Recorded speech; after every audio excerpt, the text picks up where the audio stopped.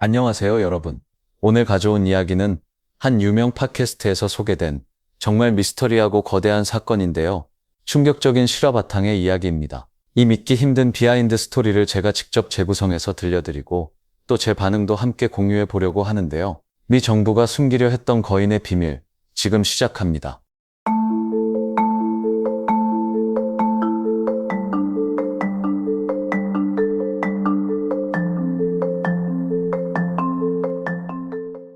Think about the most heavily guarded secrets in the world. Usually we think of stealth technology, nuclear codes, or maybe crashed UFOs. But what if the government's most sensitive secret isn't from outer space? What if it is something ancient, massive, and buried deep within the remote mountains of Afghanistan? 자, 지금부터 여러분의 상상력을 극한으로 밀어붙일 이야기를 시작합니다. 세상에서 가장 철통같이 아무도 접근할 수 없도록 지켜지고 있는 비밀들은 과연 무엇일까요? 우리는 흔히 눈 깜짝할 사이에 사라지는 스텔스 기술의 비밀, 인류의 운명을 쥐고 있는 핵무기 코드의 위험성, 혹은 미확인 비행 물체, 즉 UFO의 추락과 관련된 충격적인 진실을 떠올립니다. 이것들만으로도 충분히 섬뜩하고 흥미롭죠. 하지만 잠시 숨을 고르고 우리가 전혀 예상치 못했던 가능성에 주목해 봅시다. 만약 정부가 필사적으로 숨기고 있는 진짜 최고 기밀이 외계에서 온 것이 아니라면요. 생각해 보세요. 수천 년, 어쩌면 그보다 더 오래된 무언가, 상상조차 할 수 없을 만큼 거대하고 압도적인 존재, 그리고 그 모든 것이 인적이 드문 아프가니스탄의 험준한 산맥, 그 깊고 어두운 심연 속에 묻혀 있다면, 이것이 단순한 SF 소설의 한 장면이 아니라면 지금 이 순간에도 우리 몰래 인류의 역사를 뒤흔들 엄청난 비밀이 그곳에 잠들어 있을지도 모릅니다. 과연 그 정체는 무엇일까요? It sounds like the plot of a fantasy novel, but there is a legendary account that has circulated through military circles for years. It involves a routine transport mission in 2005 that allegedly ended up carrying something that shouldn't exist. We are talking about a creature that defies modern biology, wrapped in military-grade tarps, and flown out under the cover of absolute secrecy. A giant, specifically the Kandahar giant. When you first hear that, it is easy to dismiss it as internet folklore. But the details of how this story emerged are incredibly specific. It supposedly started with a military transport pilot, a C-130 pilot, who was flying regular missions into Bagram airfield. Exactly. This pilot was used to high-stakes classified missions transporting high-value targets, special operations cargo, the usual wartime logistics. But one night in 2005, the atmosphere on the tarmac was completely different. He was met by intelligence officers who made it very clear that this particular mission did not happen. No paperwork. No questions. They escorted him to a hangar, and that is where the reality of the situation hit him. And not just visually, right? The first thing he noticed was the smell. Yes, a terrible, overwhelming stench. He described it as a mix of intense body odor and decay. In the hangar, there was a massive cargo pallet, about 9 feet long. Lying on it, under a heavy canvas tarp, was a body in the fetal position. Even curled up, its head, hands and feet were hanging off the edges of that 9-foot pallet. The pilot estimated the creature was easily 12 feet tall. 12 feet. That is twice the height of an average soldier. Did he get a look at what was under the tarp? He did. The soldiers guarding it and the pilot himself got close enough to see the details. The skin was pale, almost white. 이어서 과연 천막 속 내용물을 직접 확인했는지에 대한 질문이 나오는데요. 경비병들과 파일럿은 세부 특징을 육안으로 식별할 수 있을 만큼 아주 가까이 다가갔다고 합니다. 그리고 그들이 목격한 괴생명체의 피부는 핏기가 전혀 없이 창백하다 못해 거의 하얀색에 가까웠다고 묘사됩니다. It had striking red hair, but the most bizarre anatomical details were the hands and feet. It had 6 fingers on each hand and 6 toes on each foot. Its feet were wrapped in a very crude, primitive canvas footwear, almost like ancient moccasins. And when the pilot tested the density of the body by hitting it, he said it felt like solid rock. Just pure, dense muscle mass. It is hard to comprehend the scale of something like that, but how did this giant end up dead in a military hangar? What is the backstory of the encounter? The story goes that a reconnaissance team had gone missing in a remote, mountainous region of Kandahar. They had lost radio contact, and a search and rescue team was sent to track them down. They followed the coordinates to a massive cave. Outside the cave, they noticed something strange. The local villagers had been leaving offerings of food and basic goods at the entrance. The military assumed the locals were aiding Taliban fighters hiding inside. But it wasn't the Taliban. Not at all. When the soldiers entered the cave, they were confronted by this massive, hostile giant.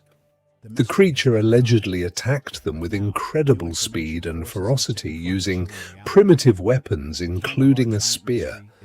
It actually killed members of the initial team before they could bring it down with concentrated firepower. It took a massive amount of ammunition to finally stop it. Once it was dead, they had to airlift it out using a helicopter just to get it to Bagram airfield, where our pilot was waiting. And when they loaded it onto the C-130, they actually weighed it, didn't they? They did. The loadmaster has to calculate the weight precisely for flight dynamics. After subtracting the weight of the military pallet, the body of the giant alone weighed approximately 1,100 pounds. An 1,100-pound, 12-foot-tall humanoid with red hair and extra digits. The pilot flew the cargo to Qatar, and from there it was rumored to be transported to Wright-Patterson Air Force Base, which is famous for housing anomalous materials and classified wreckage. It is a wild story, but what makes it fascinating is how it has been received by people inside the military. You would think high-ranking officers would laugh this off, but the reaction is actually the opposite. That is the most telling part of this whole mystery. There are researchers who have spent years talking to intelligence officers, government officials, and military personnel. These insiders are often surprisingly open about certain topics. You can sit down with them, have a casual conversation, and they will talk about UFOs, crash retrievals, and unexplained aerial phenomena without flinching. But the moment you bring up the Kandahar giant or the existence of giants in general, the entire energy in the room shifts. They freeze. Completely. There is a story of a researcher who was talking to a high-level congressional staffer. They had a great, friendly relationship, but when the researcher casually asked if he had ever heard of the Kandahar giant, the staffer immediately went cold. He looked at him and said in a very serious tone, "What are you getting yourself into? Please be careful. This topic is dangerous."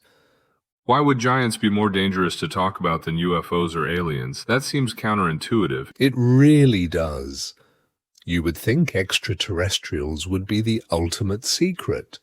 But if you look at it from a historical and philosophical perspective, the existence of giants challenges our entire understanding of human history, evolution, and even theology.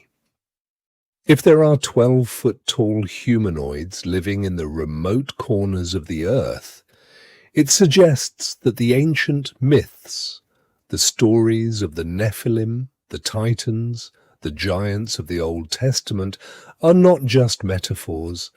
They might be historical facts. So we are talking about a completely different branch of humanity, or perhaps something even more mysterious surviving in isolation. Exactly. Many who study this believe these creatures aren't products of modern genetic engineering. Instead, they are the surviving remnants of ancient populations, possibly connected to the Mesopotamian or Canaanite Nephilim. They are described as feral, highly aggressive, and deeply hostile to modern humans. They have survived in deep cave systems, completely cut off from the civilized world, maintaining a primitive, predatory existence. It makes you wonder how many of these caves exist and what else might be living in them. The geography of Afghanistan is famous for being incredibly rugged and unexplored. It is the perfect place for something ancient to remain hidden. It is a vast network of underground systems, and there are whispers that the military has encountered them more than once. 자, 이제 이 괴생명체의 구체적인 신체 특징이 서술되는 파트입니다. 가장 흥미로웠던 부분은 단순한 크기를 넘어선 기괴한 해부학적 디테일인데요. 이 거인은 강렬한 붉은 머리카락을 가지고 있었다고 합니다. 하지만 진짜 소름 돋는 건 손과 발이었어요. 무려 각각 6개의 손가락과 6개의 발가락을 가진 다지증 체형이었던 거죠. 게다가 발은 고대 목화신을 연상시키는 아주 원시적인 캔버스 재질의 신발로 감싸여 있었습니다. Another researcher recalled asking a high-ranking official who served in Afghanistan during that era about the incident. The moment the question was asked, the official went pale. He pointed to his phone, implying that he couldn't speak because of surveillance, and walked away. His wife actually pulled the researcher aside and whispered, "He cannot talk about that." The fear is very real, and it is highly classified. It is fascinating how a physical body, something weighing 1,100 pounds, can disappear into the black budget world. It makes you realize that our everyday perception of the world is just a thin veneer. Beneath it lies a history that is far more complex and perhaps far more terrifying than we are led to believe. It forces us to ask, what is the ultimate cost of keeping these secrets? Is it just about avoiding public panic, or is there a deeper control mechanism at play?